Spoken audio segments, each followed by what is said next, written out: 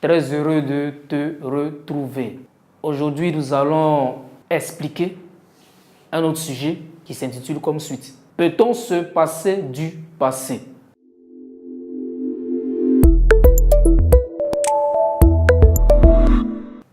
Le premier passé là, c'est avec ER. Attention à ne pas confondre ça. Et puis, il y a le deuxième passé qui avait accent aigu, qui parle de l'événement passé.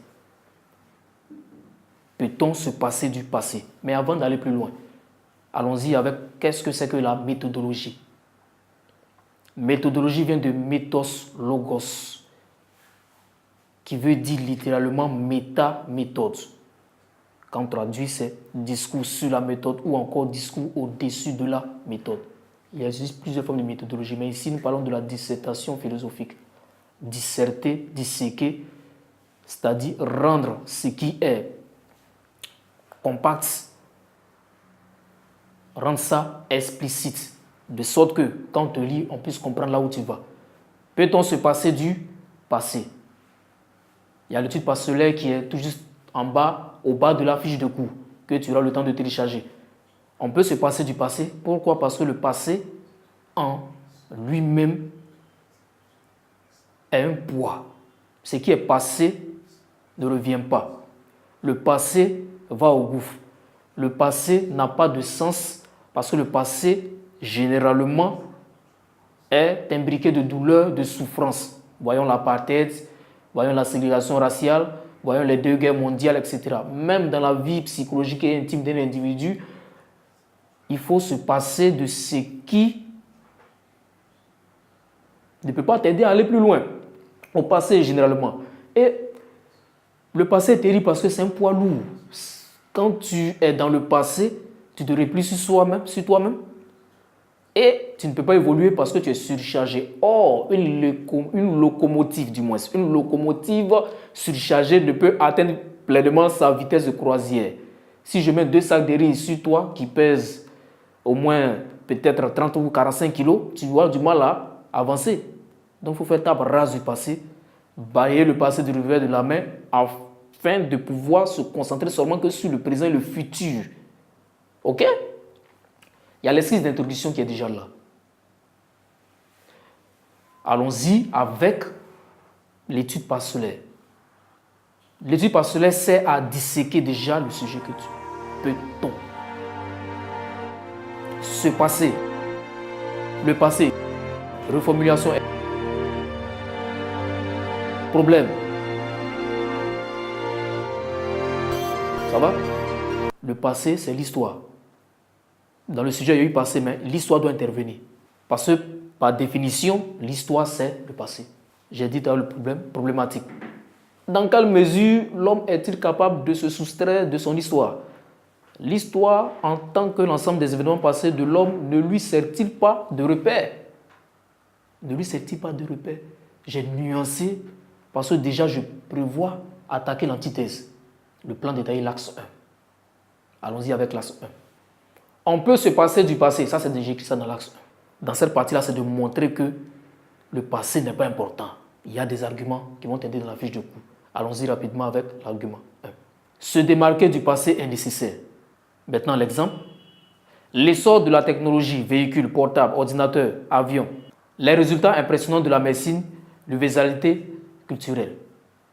Mais ce que tu dois comprendre, c'est que quand le passé est archaïque, le passé est archaïque.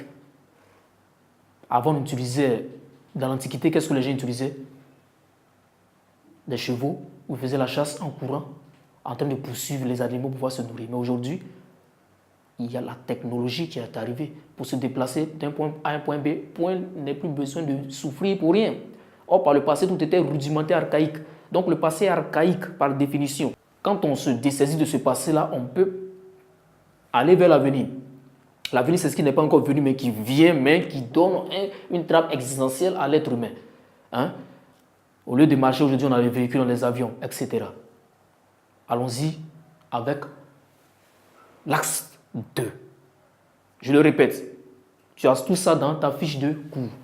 Moi, je ne fais que te donner des pans de réflexion. Donc, on va aller avec l'axe 2. Le passé est inhérent à la vie de l'homme. L'autre côté, on a montré qu'il n'est pas bon, que le passé n'est pas bon. Et dans l'As 2, on va montrer maintenant que le passé fait partie de la vie de l'être humain. Le passé comme un repère. Le passé constitue pour l'homme un véritable repère, lui permettant d'abord efficacement et sereinement le présent et le futur. En outre, il importe de souligner que l'homme, quel que soit son changement, reste prisonnier de son passé. Comme exemple, Wordsworth, il affirme, l'enfant est le père de l'homme. Ça va? Je vais t'expliquer cette petite partie, puis on va avancer. Alors, ici, on veut montrer l'importance du passé. Dans la deuxième partie, là, on montre que le passé est bon. Dans la première partie, on a montré que le passé n'est pas bon. L'homme occupe les trois instances du temps. Dans le temps, chronologie, chronos, la science du temps. Dans le temps, il y a le passé, le présent et le futur. Ces trois instances vont de pair. C'est sur le passé que le présent se repose.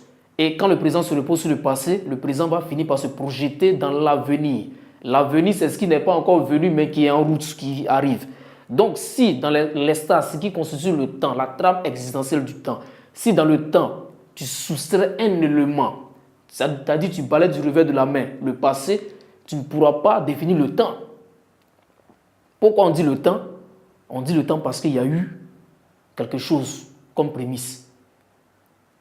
Quelque chose sur laquelle est venu se poser le présent.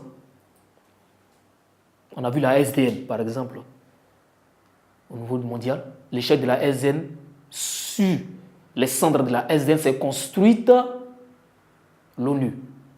Il a fallu d'abord qu'il y ait la SDN, que la SDN échoue, pour qu'il y ait maintenant l'ONU. Là où la SDN a échoué, l'ONU est venue pour tenter d'améliorer ce que la SDN, la Société des Nations, n'a pas pu faire. Le passé est collé à l'être humain. Le passé est collé à la nature humaine et à l'évolution de tout. Un enfant n'est enfant que parce qu'il est d'abord adulte. L'adulte passe d'abord par le processus de l'enfant avant de devenir grand. Et avant 7 ans, dans les normes, normalement, avant 7 ans, toute la psychologie de l'individu est déjà en place.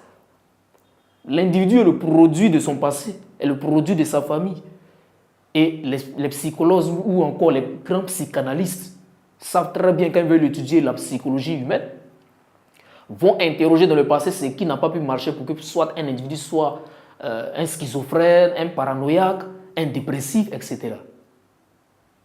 On va aller maintenant avec la conclusion. C'est une esquisse de conclusion. Dans la conclusion, maintenant, tu vois que ce que tu as dit dans la première partie de développement, dans l'axe 1, là, tu prends ça. Maintenant, dans l'axe 2, tu fais un petit résumé d'abord. Dans la conclusion, tu fais un petit résumé de l'axe 1, un petit résumé de l'axe 2, et puis après, maintenant, tu donnes ta position ou le bilan. Certains parlent d'ouverture, mais ce n'est pas obligatoire, ça dépend. Donc, je peux dire par exemple que le passé est bon, parce que le passé nous permet de prévoir, de présager l'avenir, etc., et de nous concentrer uniquement que sur le futur. Mais en même temps, attention, si on doit se concentrer sur le futur et qu'on ignore le passé, on se perd. Parce que sans le passé, il n'y a pas de repérage. Et l'histoire de l'humanité a montré que le passé influence positivement ou encore négativement sur la continuité de l'espèce humaine dans le processus du temps. Et dans le contexte du temps, le passé est une valeur non seulement objective, mais aussi scientifique. C'est pourquoi les historiens sont les grands spécialistes de l'histoire. Parce que quand on parle du passé, on parle aussi de l'histoire. Merci, cher ami, de m'avoir écouté. J'espère que ces quelques éléments pourront t'aider à affronter le baccalauréat.